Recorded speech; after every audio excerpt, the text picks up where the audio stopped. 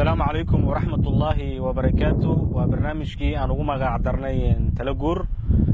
qaybtiisii shanaad oo maanta aan ku soo qaadanay maxaa sal u ah guurka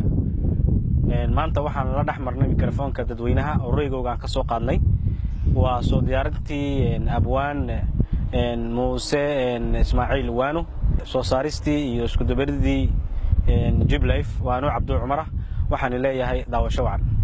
لابدين أجعلك لبني نوكجانو لبنتي سنة مالنو أحد بان ولهين أنا يقول من مايو لعي مايو دن كإلال اللقو اوكي بسم الله الرحمن الرحيم انا magacayga waxa dhada Mawlid Macaan ku magac dheerahay macallin baan ahay Ingiriisa waxaan jeclahay inaan su'aashan ka jawaabo ah guurka soo waragta waqti xaadirkan waxaan arkayaa anigu waqti xaadirkan waxaan leeyahay guurku uu fiican yahay waliba dhalinyarta waxaan ku bogaadin lahaa oo oran lahaa ardayda dhalinyarta maanta guurku waa salka u fiican ee lagu dhisi karo qoys tala hadaan siiyo waxaan oran lahaa sheekada ka soo bilaabmata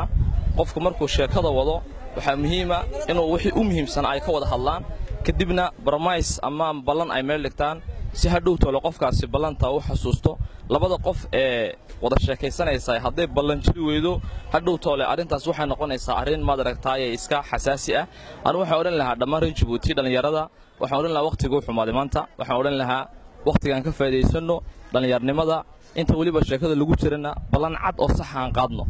aad baad u mahadsantiin si mustaqbal ku jiro الله شكرا سأدي بعد ما سنتين. السلام عليكم ورحمة الله وبركاته مقعي وعمر حسن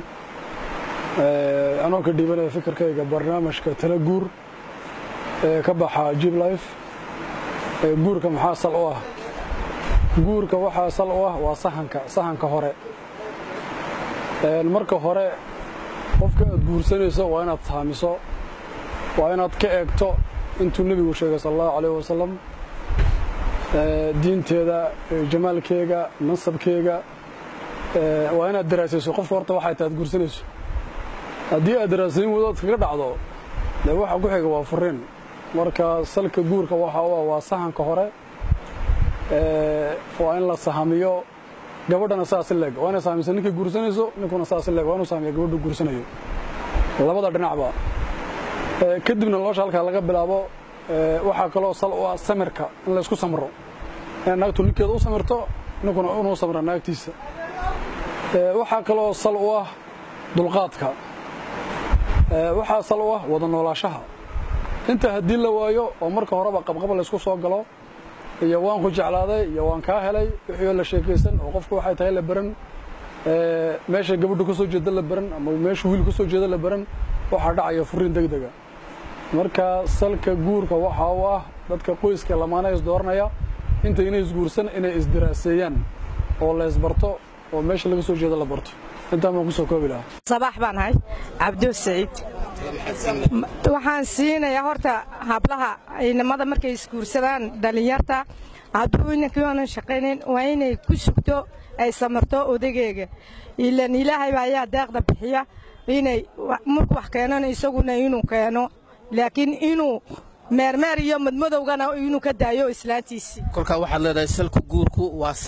samir waa inay odageegi ay ka u samirto isaguna islaantiisi waa inuu u samro waxa la isku keenay landeeqda ilaahay baa bixiye marka wuxuu keenana inuu islaantiisi u keeno oo ka qarin oo toonfran oo oranin waxa waan waayiyo waa inuu siiyo waa samir marka awlaad iyo wax walbana ilaahayna uu siin waa inuu ay isguursadaan ayaan leeyahay سعادة جبريل يلا marka imika waqtigan maanta guurka horta waqti buu lahaan jiray berigii hore abla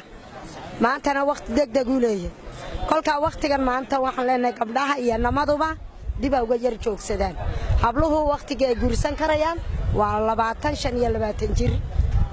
kolka waxaad leedahay salka guurku waa da'da yaan ku leeyahay marka labaad habluhu hadday daydaan meesha meel ka wanaagsan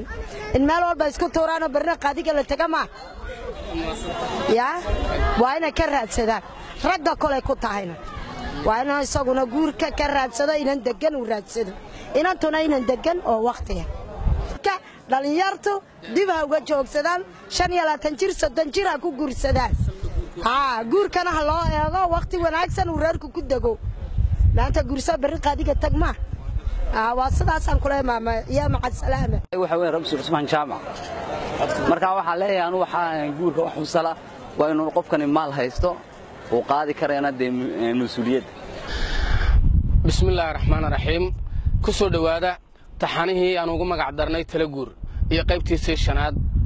aadna waxaan halkan uga hambalyeeynaa macaamiisheeda qaaliga ah ee sida fiican noogu xidhan dhamaantood waayo waxa weeyaan daawashadiinu anaga waxa noo keentaa dadaal siyaada waxa ku dadaalaa markasta markay daawashadiinu siyaado inaan doobitaanka barnaamijka aan inii siyaadino dareenkuna aan inii siyaadino dareenka laftigiisana sida la ajligeed taxanahan ugu magac darnay tala guur waa mid muddo soo taxnaa haatan aan bartankiisii aan socono aan isla yahay madhow wali farakama qodno taxanahan hadaba tala guur maanta waxaan ku soo qaadanay guurka maxaa sal oo ah ma taqaanaa guurka waxa sal oo ah halkee bay ka bilaabantaa waxaan la wadaagaya maanta aragtida dadweynaha oo daawan doontiin oo la inii soo bandhigi doono haddii Ilaahay yiraahdo waayo dadweynuhu waa kuwan doonayna inay nolosha nala wadaagaan waayo far kaliya tifal ma dhaqdaa la yiri gacmo wada jir bay wax ku gooyaan baa la yiri sida la ajligeed baa keentay inaan aragtida dadweynaha xoog u jeclaano anagoo horena u jeclayn hase yeeshee korkii hore aad hore aan nooga arag ayaan jeclaysanay mar kale inaan dib u soo qaadano dadka aragtidooda iyo afkaarahooga kala duwan iyana maanta si fiican baa u socotaa waa markii labaad aan soo qaadana aragtida barnaamijkan taxanaha tala guur iyo mawduucan guurka maxaa u sala bil buu gaaray mawduuca guurka maxaa u sala ayaa maalintii ka soo daba martay bisha ah markaan qiimeynay dadka daawaday inta mawduucan soo dubnay waxay kala haayeen 2500 2400 4300 ilaa 5000 bay gaareen sida la ajligeed waxaan dareen siyaada ka helnay mujtamaca raali gelisay barnaamijkani la ajligeed baa nagu ajburtay annaguna inaan dadaalka doobitaanka iyo dareen ururinta aan siyaadino iyo fikir biirinta aan biirinayneen maalinba wax soo bandhigayno waana mid naga ah mutadawacnimo oo walaalaha ayayna la wadaagna doonaynaa taxanaha tala guur aan ugu magac darnay waa mid ka turjumaya aragtida qofka baahida qaba guurka waa mid ka turjumaya qofka qaba aragtida baahida guurka qofka aan baa iska dhaxarki kara waayo waxa weeyaan maalintu hami kugu dhasho ayaad garan kartaa waxaad u baahan tahay inkastoo aragtidii aan soo ururinay adaawan doontiin hase yeeshee kuwa yagna fariimo soo gudbiyaa jira nin isagu kamida akhayaarta dhalinyarta ayaa isagu wuxuu yiri markaan niri guurka maxaa u sal ah waayo aragtidu waa wuxuu dadweynuhu ku kala qaybsan yahay wuxuu yiri waa dabayl ku martay buu waayo aragtidiisu dhiibtay aragtida dadweynaha weeyaan waa dabayl buu mid kale wuxuu yiri waa inaan awood yeelatay buu waa inta miisaashka fariinta ay soo fartay ee waliba cajab galiyay korkaan u fiirsado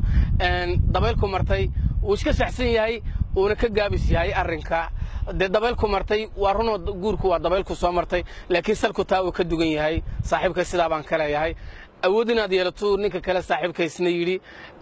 awood de Ilaahay baa awood la waarun inaad awood yeelato de fikirku taana isagu ku dhex jira awood waa awood maaliyadeed ma cadda kaasina waxa weeyaan waxaan u soo gudagalaynaa macnihii iyo tafaasiishii tala guur iyo qaybtiisii ahayd guurka maxaa u sala ah walaalayaal mawduucu waxa weeyaan maanta guurka maxaa u sala sidaan ogsoonahay niyad baa u sala guurka haddayna niyad jirin ma jirayso oo waayo niyad waxay ku asmaxdaa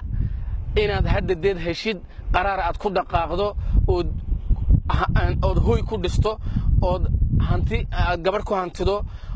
oo hadafkaagii aad ku gaadho waayo waxa weeyaan qodobka koobaad ee guurka maxaa u sal ah qodobka koobaad waxa weeyaan ee laga maarmaanka qofku inuu niyad uu ka keeno haddayna niyadaada ku jirin wali ma cadda sheekadaadu waxa weeyaan hamigaana haddii xitaa lagula taliyo lagu yiraahdo taran ku haynaa maal baad maanta haysataa inaad guursataan rabnaa ama waalidkaaga ha ahaato ama walaalaha ha ahaado ama faamigaaga ha ahaadee haddii lagu keeno waxaad u arkaysaa dad ambaday oo dee ayna ku dareenku adiga kuguma dhex jiro waayo adiga dareenka kugu dhex jiro waxa weeyaan mid kaa ka dugan laakiin hadday niyaddaada ku dhex jirto waxay noqonaysaa mid aad sidii shilin meel ku dhegtaad qabsatid oo dhag ku tiraahid markaa niyad baa ugu horraysa niyaddu waa waxa qofku himirada u keenta iyo hamiga dhaqaaqa dareenka ku dhalisa sida laajligeed albaabka ahaani salku waxa weeyaan waa niyo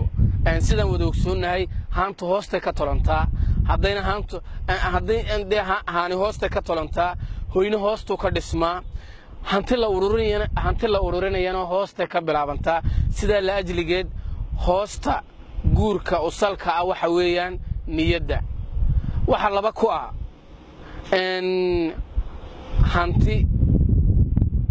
hanti baa usal ah waayo waxa weeyaan kolkaad ka timaadid qodobka koowaad ee niyadda ah waxa aad dareemaysid inuu kaa dhiman yahay aad dareemaysid ama aad haysata aad dareemaysid waxa weeyaan maal jabadahaagaad taabanaysaa waad isku fiirsanaysaa waxaad is leedahay sawkan hamiga kugu dhashay hase yeeshee hadmaad hanti haysataa maya hamigu waa kan kugu dhashay hanti waad haysataa qodobka labaadi waa hanti baa qodobka labaad ah haddaanad hanti haysan dee niyaddaad keentay way ka awood weynto waad fulin kartaa inaad guursato laakiin waad haltagaalayn ma buuxinaysid halkii ilaahay baana hantida haya qodobka hore ma khilaafayso oo male qofka niyadda guurka hadduuna hanti haysan ma guursan karo kun baa isguursatay iyagoon waxba haynin alxamdulilah noqotayna kolkii dambe milyoondeer noqotay uu ilaahay maaliyad ku siiyo guurkii waa ku lagu leeyahay haddaad nolosha fahmi wada guurso ama dee soon siyaabaha waa kala soo bandhigay marka maadaamanu inagu salka guurka maanta ka hadlayna waxaan odhanaynaa niyad baa usala haddaad niyad haysatid buur baad mari karaysaa sidaa la ajligeed waxa weeyaan niyaddu waxay kuu fududinaysaa dariiqaad maraysay taa kadib waxa qodobka labaada hanti oo iyadoo ah wixii wax fududinaysa dariiqa aad maraysay ah hase yeeshee haddaad niyad haysid waad ka gudbi kartaa taayo waxa weeyaan hadafkaaga waad gaadhaysaa marka ta saddexaad loo soo gudagalo waa hoy haddaanad hoy lahayn iyada laftigeegu waa iska dhibaato badan tahay inkastay niyaddu ay waxaasoo dhan dhaafsan tahay oo jirayso hoygu waa halka barta u ah ninkii hoy buu leeyahay marka la leeyahay waa nin tirsan bay ka dhigan tahay hoygu waa saldhiggii nolosha nin kasta oo kalaha ama wiil ha ahaado ama gabadh ha ahaado ama dhallinyar ha ahaado ama reer ha lahaado wuxuu ku soo hoydi waa hoy sidaa la ajligeed hoygu waa qodobka saddexaad ee guurka salka u ah maaha nololka kama hadlayno guurka waxa uu salabaan ka hadlaynaa hoy baa sal u ah marka saddexaad laakiin niyadda marka loo eego uu dhaafi karaa tahayna isagu waxba haysan maal haysan hoy haysan uu guursanayaa ninku intaayoo dhan oo wada gaari karaa hadduu niyaddiisu ay sax tahay laakiin mid baa meesha taalla hadday niyaddaadu ayna tu daacad ku dhisan ayna ahayn lagama yaabo inaad halkii aad doonayso gaadhay waxayna noqonaysaa hal bacaad lagu lisay noqonaysaa taxanahan tala guur waa midaan ku raadino aragtida dadweynaha waa midaan ku raadino maxaa baahi loo qabaa maxaa maanta socon karaya uu qofku iska dhex arki karayo waa midaan ku raadino sidee loo qancin karaa qofka baahida uu qaba inuu guursado waa midaan ku raadino sidee buu qofku iskaga keen dhex arki karaa ka sii jedisay buu soo joogsan karaa marka sidaa la ajligeed waxaa nagu dhalisay taxanahan tala guur inaan cishaba mawduuc ku soo qaadanno waa mawduuc dadku ay noo soo tabiyaan midna annagu aan soo tabinno oo de waayo dadka aragtidooda waa dadkan waxu soo tabinaynay guurka maxaa u sal ah maxaa dhiirigelin la samayn karaa qofka gaabiska haasaawaha sidee loo ilaalin karaa sidee aragtida loogu kala qaybsan yahay cishqiga waxa aan soo marnoo dhanba dad baan la wadaagaynay aragtida maanta iyo waxay tahay ujeeddaduna waxa weeyaan guurka maxaa u sal ah walaal guurka waxa uu sal ah niyaddaada ood sax ka dhigto oo qofkaad nolosha la wadaagaysid ee nolol qaybsiga kula jirtid aad niyad saxa ugu sheekayso aad una waranto waxaad dareensan tahay waayo niyaddu dee ha ahaato mid aad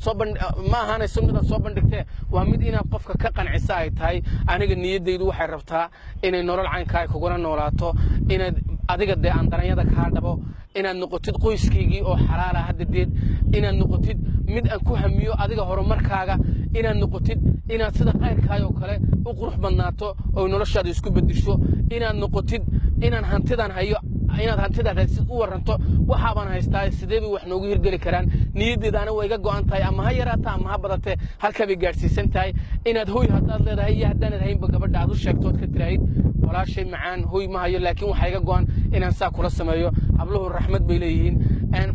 iyaga gabdhaha laftigooga maanta afartii qodob aynu kala qaybinaynay maaha waa laga wada siman yahay waxa weeyaan gabadhu waa inay niyaddeeda ay soo ururiso كل شيء كيسكون كجورسان ليره لكن ما تتعامل جورك محاو صلا قبل نيد ده نكير على ذا كتاعي أيوة أركت إنه وده كرو وين النيد ده ينص ورسو أو يستيسون نيد ده وحى الربطة أي كفض ده سيدنا هوشة وين الشيكتو هنتي هدي أي قبل لما ورن كرو قبل هنتي ما هيستون لما ورن كرو وحصور تقال إنه نكي أخلاق دينيد مد النورالات إنه كود عجبية هدي أي هنتي أي واحد كعاوسة هيسو دم بماها وكعاون oo de waxa oranaysta hantiinta baan ku hayaa hadii niyadda ka soo gooday maanta waxaan kugu caawinayaa waxa anigana way iga go'an tahay taasi si aan hore ugu dhaqaaqno nolosheeduna u bilaabanto oo ilaahay haduu yiraahdo ubad wanaagsan inuu nasiyo laakiin waa markay taasi imanayso waa kolka niyadda labada qof la iswada arko marka niyadda saafiga laga sheekanayo sooyaalka markaan u noqono fanaaniintu waa ku lahaa labadeen jacaylka libinaynu kagaano libintii sana malno axadibaan ulahayn anigu lumin maayo liici maayo dhan kayge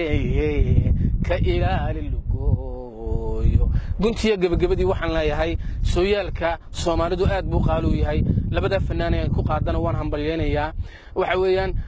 iyagu iskama hadlayaan nolosha bulshada ka hadlayaan waxa weeyaan gabadhu waxay doonaysaa inay libin ka gaadho nolosha ay ku dhex jirtay haasaawahayga oo salka guurka waxay u ay hubsato oo niyadda ay ka libin gaadho ninkuna sida laajligeed wuxuu doonayaa inuu ka libin gaadho marka waxa weeyaan waxaan leeyahay guntiya gabagabadii abwaankii taladiisii haddaan tala la isku geynin wanaag uma taabagalo haddaan tamar la isku geynin tusmadu dhaxyeelal mayso oo ka dhigan de haddaanad labadii fikir ee wanaagsanaa ee isdoonaysa ay malo isku keenin meel lama gaarayo haddaan tamar la isku geynin tusmadu dhaxyeelan mayso waxay ka dhigan tahay haddaana maal wixii la hayo la isku keenin oo anna waxan baan hayaa haddaan la isku keenin de tusmada wixii aad soo wado dhan ba dhaxal ma yeelanayso hadafka loo wada socdona waa hoygal iyo hanti awlaadeed weeyaan inta guursanaysa waxaan leeyahay guurkooga Allah u fudaydiyo inta haasawaha ku tala jirtay ku dhex jirtana waxaan leeyahay haasawahooga mid guur ilaahay ha ugu bedelo abwaankuna wuxuu leeyahay waniga inii soo sheegay haddaan tala la isku geynin wanaag uma taabagalo haddaan tamar la isku geynin tusmadu dhaxal yeelan mayso talada aniga leh oo waa inaan naga qaato waxa tala soo gudbisaan talada adiga leh oo ku soo bandhignay oo ku leenahay naga qaado talada inaga leh oo ah talada midaan kala qaadanayna inagu ah sida laajligeed kankiisa kale intaan ku kulmi doono waxaan naga tageynaa nabadgelyo iyo amaano Allah waa muuqaal qaadistii iyo isku dubaridkii Abdo Jib Life anigoo abwaan Muuse Ismaaciil waano waxaan leeyahay maalin wanaagsan bon weekend baan leeyahay kankiisa kale intaan ku kulmi doono assalaamu calaykum wa rahmatullaahi wa barakaatuh